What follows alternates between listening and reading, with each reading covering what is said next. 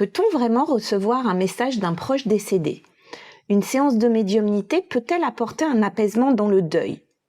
Bienvenue dans ce 9e épisode de ma série de témoignages de contact avec les défunts.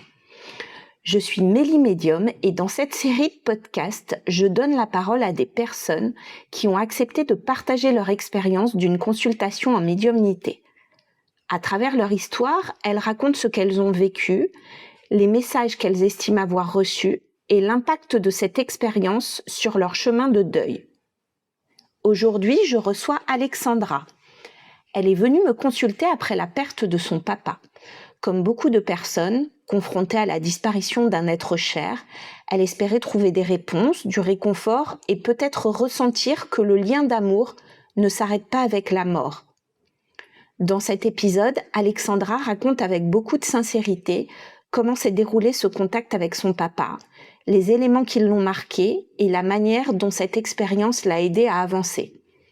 Je vous laisse découvrir son témoignage. Je vous souhaite une très belle écoute. Bonjour Alexandra. Bonjour Mélina. Alors Alexandra, tu vas nous raconter ce contact défunt avec ton papa. Peut-être d'abord nous dire du coup un petit peu le décès de ton papa. Oui. C'était quand? Alors c'était en 2021, début septembre 2021. Ok. Il se trouve que c'était un décès particulièrement violent parce qu'il était totalement pas préparé. Ouais, c'est important de le dire. Ouais, mon papa avait des problèmes de santé. Il avait été hospitalisé quelque temps avant. Mais bon, on s'attendait pas à cette issue, en fait. Et surtout, ce décès est survenu 15 jours après mon mariage. Synchronicité.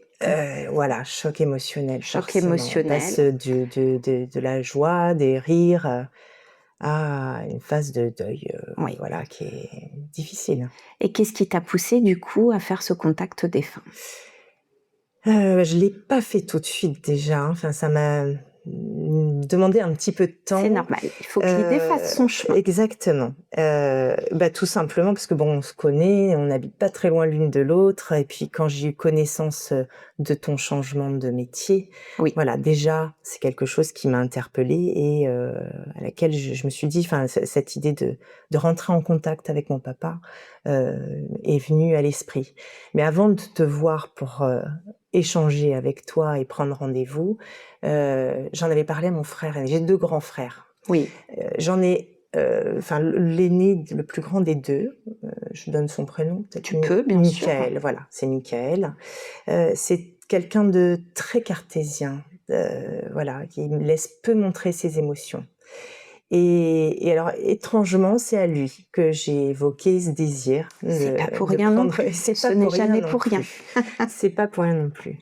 Et sa réaction, bien évidemment, elle était totalement attendue. Ça a été de remettre en cause beaucoup de choses et voilà. Et l'existence de cet autre monde. Exactement.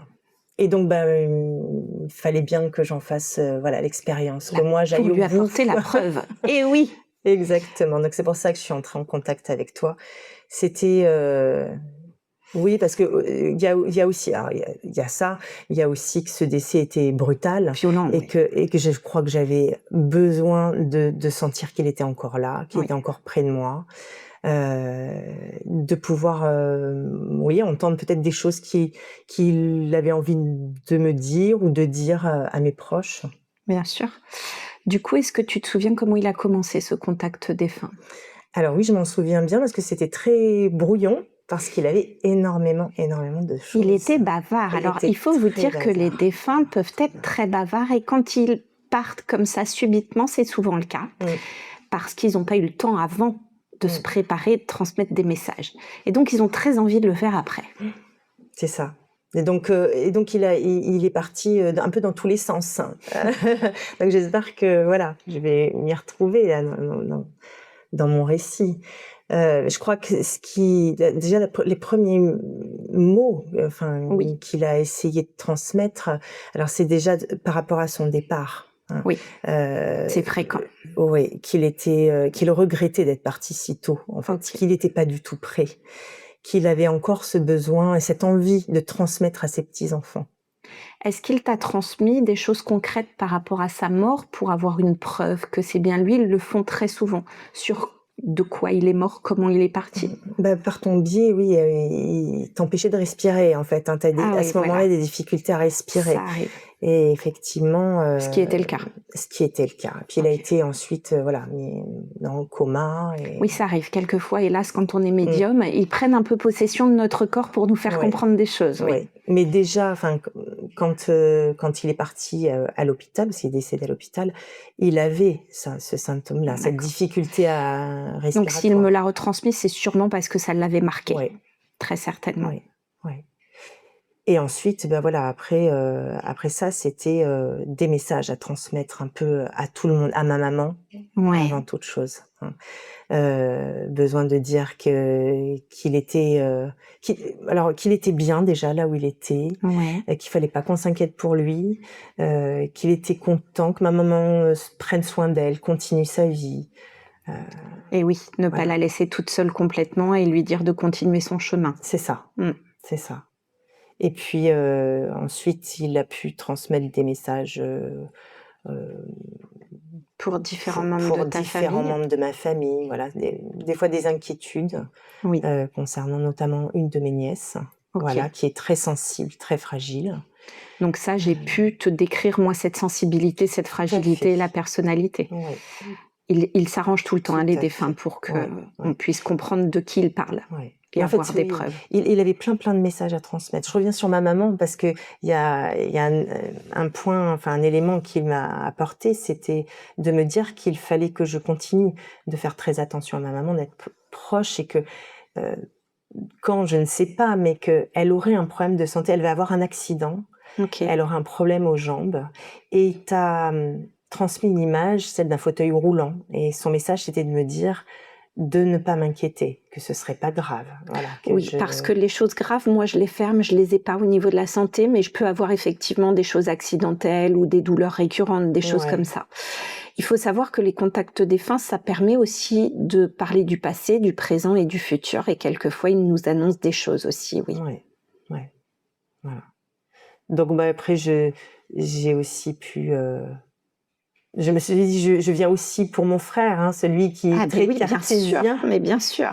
Et là aussi, c'est encore une chose où je me dis c'était bien lui, parce que avec qui je communiquais par ton biais, parce que mon frère s'était basé sur un